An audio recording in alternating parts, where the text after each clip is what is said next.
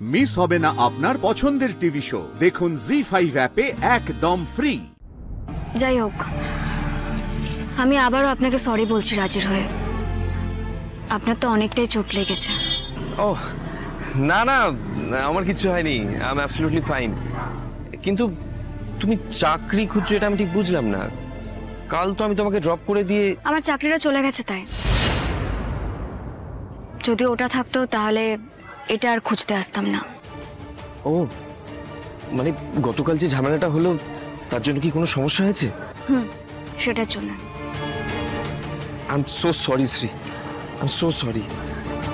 আমার জন্য তোমার এত বড় ক্ষতি হয়ে গেল। I am so sorry. আমি জানি না আমি কি করলে পুরো ঘটনাটাকে আমি এড়িয়ে যেতে পারতাম। Don't be. আপনি কেন শুধু শুধু সরি বলছেন? এটা হয়তো হাওয়ারই ছিল। তাছাড়া আপনি তো প্রথমে ঝামেলাটার মধ্যে জড়াননি।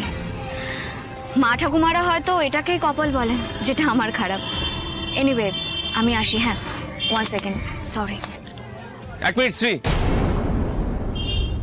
তুমি অফিস পাড়ায় চাকরির খোঁজে এসছো, ভালোই হয়েছে। দেখো শ্রী, ভগবান যা করেন তা তো ভালোর জন্যই করেন, তাই না? তোমাকে আর রাত জেগে কাজ করতে হবে না। তোমার যা শিক্ষাগত যোগ্যতা, তোমার যা ক্যালিবার, তোমার তো আরো অনেক ভালো চাকরি করা উচিত। যতই হোক তোমার একটা পার্সোনাল লাইফ আছে, তোমার একটা পরিবার আছে, রাজ আছে। তুমি ওদের সঙ্গেই বা কখন সময় কাটাবে? আমি একটা কথা বলি শ্রী, তোমার জন্য আমার কাছে একটা চাকরির খোঁজ আছে। এটা একটা পিএর চাকরি।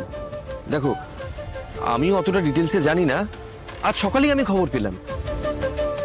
তুমি অ্যাপ্লাই করতে পারো।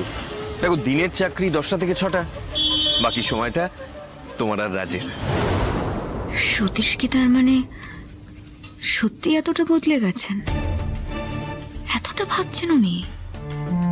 আপনি কি একটু ডিটেলে আমাকে চাকরিটার ব্যাপারে বলতে পারবেন? হ্যাঁ, ওটা অ্যাকচুয়ালি একটা সফটওয়্যার কোম্পানির কোনো একটা প্রজেক্টের পিএর চাকরি। কিন্তু তারা আমাকে কেন নেবে?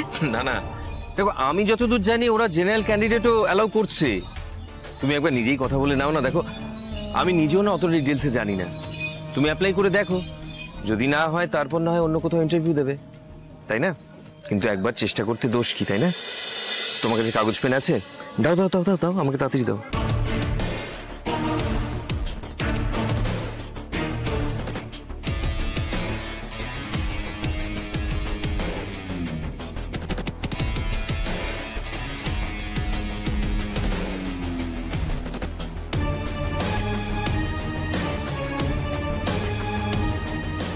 আজই তুমি এখানে চলে যাও, দেরি করো না। ভ্যাকেন্সি কিন্তু বেশি দিন খালি থাকে না। Thank you so much Satish. আমি দেখি অফিস থেকে কি জানায়। Thank you.